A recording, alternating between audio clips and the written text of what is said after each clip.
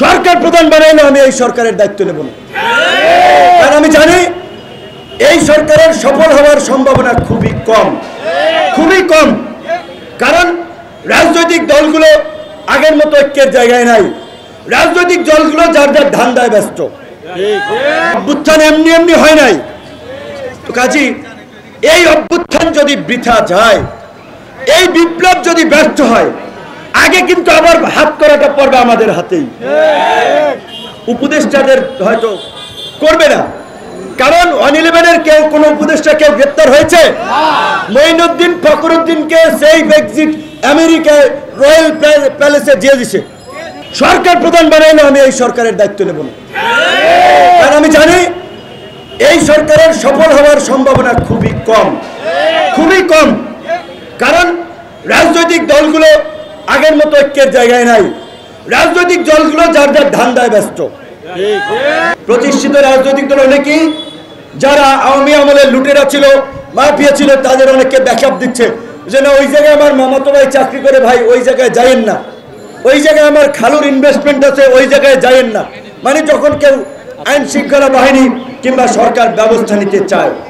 তো এই জন্য বলছি, এই যে 5ই আগস্টের পূর্বে গণ অভ্যুত্থানকে কেন্দ্র করে ফ্যাসিবাদের পতনে যে জাতীয় ঐক্য তৈরি হয়েছিল, সেটি এখন আর নাই। এই জাতীয় ঐক্যের কেন্দ্রবিন্দুতে ছিল আমাদের এই যে নবযুগের হিরোরা, আমরা যাদেরকে আমরা ওই আপনার কর্মসূচি পালন করেছিলাম, রিমেম্বার ইউর হিরোস, তোমাদের নায়কদেরকে স্মরণ করো। সেই ছাত্র নেতারা, সেই হিরোরাও কিন্তু এখন আখের গোছাতে এবং ধান্দাবাজিতে ব্যস্ত। পরিষ্কার আপনারা খোঁজখবর নিয়ে দেখেন, এই যে জাতীয় ঐক্যের কেন্দ্রবিন্দুতে যে ছাত্ররা ছিল, তারা যদি সুনির্দিষ্ট রাজনৈতিক এজেন্ডা, রাজনৈতিক ধান্দাবাজি, দল খোলা, এই সমস্ত জায়গায় না আগিয়ে এই সরকারটা পর্যন্ত জাতীয় ঐক্যের মাধ্যমে রাষ্ট্র সংস্কার এবং সরকারকে স্থিতিশীল করতে কাজ করত, এই সরকার বাংলাদেশের ইতিহাসে সবচেয়ে একটা সফল সরকার হতো। কিন্তু এখন সম্ভাবনা নাই, 50-50 আছে। যদি এখনো সরকার প্রধান, নোবেল বিজয়ী অর্থনীতিবিদ, সারা বিশ্বের মধ্যে সমাদৃত ব্যক্তি, জ্ঞানীগুণী ব্যক্তি, আমরাও সম্মান করি, ইউনূস স্যার যদি এটা উপলব্ধি করতে পারেন যে রাজনৈতিক দলগুলোর প্রতিনিধিদেরকে নিয়ে এই সরকারকে একটা জাতীয় সরকার করে জনগণের যে আকাঙ্ক্ষা, রাষ্ট্র সংস্কার এবং নতুন রাজনৈতিক বন্দোবস্ত, সেই ব্যবস্থার দিকে যাওয়া, সেটি সম্ভব। তবে আপনাদের সামনে আমিও পরিষ্কারভাবে কথা বলছি, বিরোধী দলের থেকে যেভাবে জনপ্রিয়তা ধরে রাখা যায়, জনপ্রিয় হওয়া যায়, সরকারে গেলে সেটা হওয়া যায় না। কাজে এই অল্প বয়সে বিতর্কিত হতে চাই না। এইরকম একটা ঝুলন্ত গভর্নমেন্টের অংশীদার আমি ব্যক্তিগতভাবে হতে চাই না। এটা আর কি পরিষ্কার করলাম, নিজের জন্য এই কথাগুলো বলছি না। তবে হ্যাঁ, অবশ্যই সরকার চাইলে গণ অধিকার পরিষদ থেকে আমরা প্রতিনিধি দিব অফিসিয়ালি, যাদের মাধ্যমে আমরা সরকারকে সহযোগিতা করব। আর জাতীয় সরকার না হলেও এই সরকার যতদিন আছে তাদেরকে আমরা সহযোগিতা করব, কারণ আলটিমেটলি এই সরকারের ব্যর্থতা এই দেশকে বড় ধরনের বিপর্যয়ের দিকে নিয়ে যাবে। কাজে যতটুকু পারা যায় তাদেরকে দেশের জন্য কাজ করানো। আর যদি দেখি বেশি বিপর্যয় হয়ে যাচ্ছে, তাহলে তো আন্দোলন, সংগ্রাম, চাপ প্রয়োগ করে হলে দ্রুত সময়ের মধ্যে নির্বাচন দিয়ে বিদায় করতে হবে। 111-এর এই যে আজকের এই যে গত 1.5 দশকের ফ্যাসিবাদ, এইটা তো আনুষ্ঠানিকভাবে প্রতিষ্ঠা করে গেছিল 111-এর মঈনুদ্দিন ফখরুদ্দিন, সেটাও ভারতের পৃষ্ঠপোষকতায়। এই দেশে একেবারে তৃণমূল পর্যায় পর্যন্ত ভারতের যে ইনভেস্টমেন্ট, ভারতের যে এজেন্সির কার্যক্রম, তাতে এই দেশকে অস্থিতিশীল করা, নানান ধরনের নাশকতা ঘটনা করা ভারতের পক্ষে খুব দুরূহ ব্যাপার না। এই পুজোতে ব্যাপক কর্মযজ্ঞ এবং বাজেট ছিল, কিন্তু রাজনৈতিক কর্মী, সরকার সকলের প্রচেষ্টায় তারা পারে নাই। এই স্লোগান দিয়ে না ভাই, পারে নাই তারা, কিন্তু তারা বসে নাই। নানান ধরনের অঘটন, ষড়যন্ত্র, নাশকতার প্লট তারা রচনা করে যাচ্ছে, কিন্তু সরকারের সেই দিকে হুঁশ আছে কিনা আমি জানি না। মানে ধাপ করে আপনি একটা গাড়ির সিটে বসে গেলেন আর গাড়ি চালাইতে পারবেন, বিষয়টা এমন না। গাড়ি চালানোর নিয়ম কানুন কলা কৌশল জানতে হবে। ব্যস্ত সড়কে কিভাবে চালাবেন, ফাঁকা রাস্তায় কোন রাস্তায় কত গতি টানবেন, ওই রাস্তার মাঝে আইলিন আছে কিনা, কালভার্ট আছে কিনা, ব্রিজ আছে কিনা, এগুলো মাথায় রেখে আপনার গাড়ি চালাতে হবে। রাষ্ট্র চালানো তো সেই রকমই।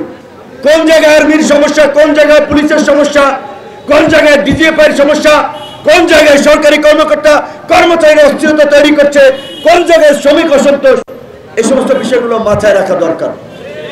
এই রকমের একটা পরিস্থিতিতে একটা জাতীয় ঐক্যের সরকার দরকার ছিল, একটা জাতীয় সরকার দরকার ছিল, কিন্তু আমরা জানি না কেন সেটি হয়নি। এখন অনেকে বলতে পারে নূর ভাই বারবার কথা বলছে এই বিষয়ে, সে বোধহয় হতে চায়। আমি পরিষ্কারভাবে বলছি, তো আজকের এই প্রতিষ্ঠা বার্ষিকীতে এটাই হচ্ছে গণ অধিকার পরিষদ এবং দেশবাসীর উদ্দেশ্যে আমার খোলামেলা আলোচনা এবং খোলামেলা মেসেজ। আরেকটি কথা বলে শেষ করতে চাই, সেটি হচ্ছে এই যে আন্দোলনে যারা আহত হয়েছে, শহীদ হয়েছে, গতকাল উত্তরে গেলাম, অনেকে চশমা খুলে চোখ দেখাচ্ছে, ভাই 2টা গুলি লাগছে, অবস্থা খারাপ। আরেকজনে হাত দেখাচ্ছে, এই ক্রাচে ভর দিয়ে সামনে আসছে, এখনো কিছু চিকিৎসা দরকার। দুঃখজনক যে 2.5 মাসেও এখন পর্যন্ত এই গণ আন্দোলনে আহতদের সুচিকিৎসা হলো না, শহীদদের পরিবার সহযোগিতা পেল না। 1 লাখ টাকা, 50,000 টাকা ভিক্ষা দেবেন, এটা তো নয়। হাজার হাজার কোটি টাকা রাষ্ট্রীয় ফান্ডে রয়েছে। আমরা বলেছিলাম প্রত্যেকটি শহীদ পরিবারকে 1 কোটি করে টাকা দেন। 2000 পরিবার না 1700 পরিবার, তাহলে 1 কোটি টাকা করে দিলে কয় কোটি টাকা লাগবে? 1700 কোটি টাকা। আহত পরিবারকে 1/2 কোটি টাকা করে দেওয়ার দাবি জানিয়েছিলাম। কয় টাকা লাগবে? আরে ভাই, একজন পিকে হালদার ও একাই তো নিয়ে গেছে 10,000 কোটি টাকা। তাহলে একজন পিকে হালদার যদি 10,000 কোটি টাকা মাইরে দিতে পারে, এই আন্দোলনের শহীদ আহতদের পেছনে 10,000 না 2,000 কোটি টাকা খরচ করা যাবে না? 2,000 কোটি টাকা হিউজ বাজেট। তো আশা করি সরকার সেই ব্যবস্থা নেবে এবং গণ অধিকার পরিষদের প্রতিষ্ঠা বার্ষিকী সারা দেশের ইউনিটের নেতাকর্মীরা যথাযোগ্য মর্যাদা, আনন্দ, উৎসব সহকারে পালন করবেন। আরেকটা পরিষ্কার কথা, ইতিমধ্যেই আমরা দেখতে পাচ্ছি আমাদের সহ অন্যান্য কিছু রাজনৈতিক দলের কর্মকাণ্ডে স্থানীয় পর্যায়ে অন্য 2-1টি দলের নেতৃবৃন্দ বাধা দিচ্ছেন, প্রতিবন্ধকতা সৃষ্টি করছেন, পোস্টার ছিঁড়ে ফেলছেন, ব্যানার ছিঁড়ে ফেলছেন, আওয়ামী লীগ ছাত্রলীগের মতো আচরণ করছে, কোথাও কোথাও হামলাও করছে। শেখ হাসিনার পলায়ন থেকে যদি শিক্ষা না নেন, ছাত্রলীগ কিন্তু নিষিদ্ধ হয়েছে। কাজে এখন যদি আবার কেউ ছাত্রলীগের পথে হাঁটে, তাদের পরিণতিও কিন্তু একই হবে। আমরা পরিষ্কারভাবে জানিয়েছিলাম যে শুধু ছাত্রলীগ নয়, এই গণহত্যাকারী দল হিসেবে আদালতের মাধ্যমে আওয়ামী লীগকে নিষিদ্ধ করা উচিত। অবশ্যই শুধুমাত্র নির্বাহী আদেশের মাধ্যমে নিষিদ্ধ করার চেয়ে আদালত এবং বিচারিক প্রক্রিয়ার মাধ্যমে নিষিদ্ধ করা অত্যন্ত যুক্তিযুক্ত এবং সেটা আন্তর্জাতিকভাবে গ্রহণযোগ্য হবে। তাই আমরা মনে করি তাদের যে গণহত্যা, গুম, খুন, ধর্ষণ, অর্থ পাচার, এগুলো আইনগত প্রক্রিয়ায় বিচার করলে বিচারিক প্রক্রিয়ায় তাদেরকে নিষিদ্ধ করা যায়।